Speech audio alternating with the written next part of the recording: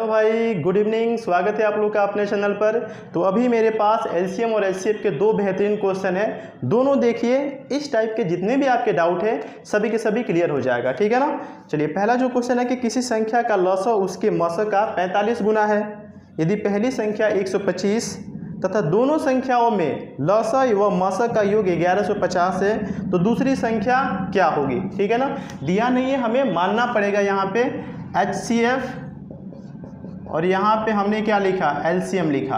आप कुछ भी मान सकते हैं, एचसीएफ को कुछ भी मानिएगा, इससे आपको 45 गुना ये करना पड़ेगा। यहाँ पे x मानिएगा, x ही क्यों मानेंगे, दूसरा कुछ मान लेते हैं। यहाँ पे हमने a मान लिया, तो एचसीएफ से ये कितना गुना है, एलसीएम कितना गुना है, 45 गुना। तो क्या 45a हो जाएगा, ये 45a हो जाएगा। और पहली संख्या आपके पास कितना दिया है, पहली जो संख्या दिया है वो दिया है 125 और पूछा है दूसरी संख्या हमसे पूछा है। और एक यहाँ पे दिया है कि दोनों संख्याओं में लसअ व मसअ का योग क्या है, 1150 है। यानी इनका जो योग है वो क्या है, a और यहाँ पे 45a कितना हो जाएगा, क्या 46a हो जाएगा।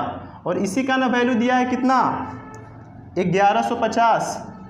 अरे दोनों का यहाँ पे एचसीएफ और एलसीएम का योग ही दिया है ना 1150, तो a का मान निकाल लीजिए, कितना बार में कटेगा ये, 23 दूना 46 और 23 पचे 115, 2 से जाएगा ये 25 बार में। और a का मान क्या आ गया, 25। अब जब a का मान 25 आ गया तो यहाँ पे आपका एचसीएफ कितना हो जाएगा, 25 हो जाएगा, ठीक है। और एलसीएम कितना हो गया, 45 गुना में 25। अब इसको गुना नहीं कराएंगे, ऐसा ही रहने देंगे क्योंकि बाद में पता है वो कटेगा। और आपको पता होना चाहिए कि दो संख्याओं का जो गुणनफल होता है वो एलसीएम और एचसीएफ के गुणनफल के क्या होता है, बराबर होता है। ये फॉर्मूला याद है ना आपको, पहली संख्या गुना में दूसरी संख्या बराबर में क्या होता है, लसअ यानी एलसीएम गुना में एचसीएफ होता है, यही होता है ना। अब पहली संख्या कितना है 125, दूसरी संख्या निकालना है, रहने दीजिए इसको। एलसीएम कितना है 45 गुना 25 और एचसीएफ कितना दिया है 25। अब देखिए काटिए, 25 से ये कितना बार में कटेगा, 5 बार में। 5 से ये कैंसिल हो गया 5 बार में। और 45 पचे कितना हो जाएगा, 5 पचे 25, 5 चौका 20 तो 22, यानी 225 हमारा क्या हो जाएगा, आंसर हो जाएगा, जो कि चौथा ऑप्शन में दिया होगा, आप चेक कर सकते हैं, ठीक है ना। चलिए दूसरा जो क्वेश्चन है देखिएगा,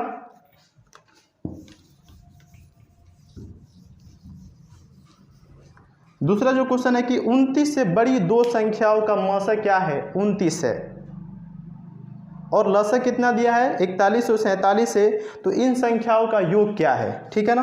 देखिए संख्या हमें पता नहीं है तो मानना पड़ेगा हमें। संख्या हम क्या मान लेते हैं कि एक संख्या a है, दूसरा क्या है b है, दो ही संख्या होगा ना। दो संख्याओं का मसअ क्या दिया है, 29 दिया है। तो जो भी संख्या देगा, ये जो आपका एचसीएफ है ना 29 दिया है, तो जो भी संख्या होगा ना आपका 29 का मल्टीपल होगा। क्योंकि संख्या में आपका एचसीएफ रहता है तो क्या संख्या आपका 29a हो जाएगा और एक संख्या आपका 29b हो जाएगा। जो भी संख्या होगा क्या 29 का मल्टीपल नहीं होगा, तो संख्या हमने a b माना था, तो ये संख्या जो होगा 29a होगा, 29b होगा, ठीक है ना।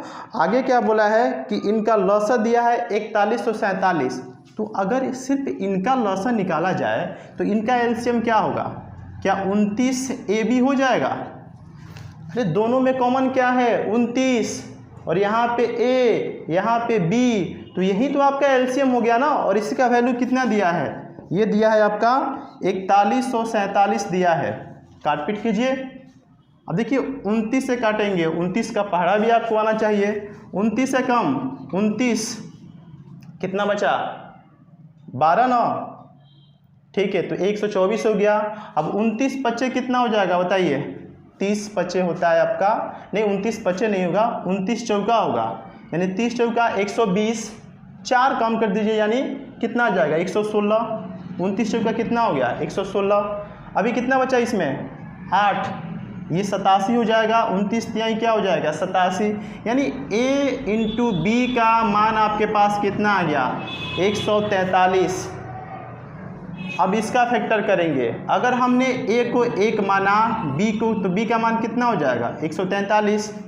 हमने a को यहाँ पे 1 माना, तो b का मान कितना हो जाएगा 143 हो जाएगा। लेकिन अगर a का मान 1 आएगा तो 29 से कम 29, ये तो संख्या 29 हो गया।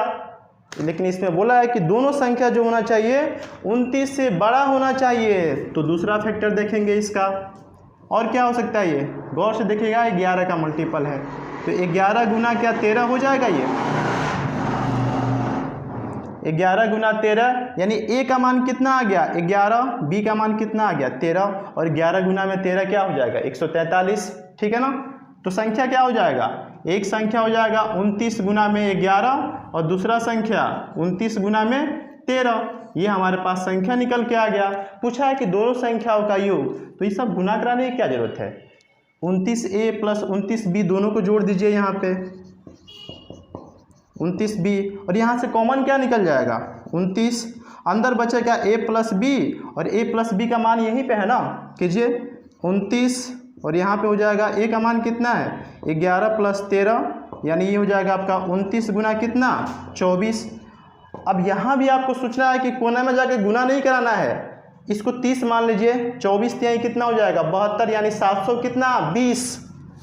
अब 24 से कम 24 माइनस कर दीजिए, 724 में से माइनस कीजिएगा, सॉरी 720 में से 24 माइनस कीजिएगा, कितना हो जाएगा 696, और यही हमारा आंसर हो गया, ठीक है ना। तो उसमें चेक कर लीजिएगा किस ऑप्शन में दिया है। तो आशा करते हैं कि दोनों के दोनों क्वेश्चन आपको समझ में आया होगा, और ऐसा ही वीडियो को की जानकारी प्राप्त करने के लिए चैनल को सब्सक्राइब कीजिए, लाइक कीजिए, अपने दोस्तों में शेयर कीजिए। मिलते हैं नेक्स्ट वीडियो में। Thank you so much.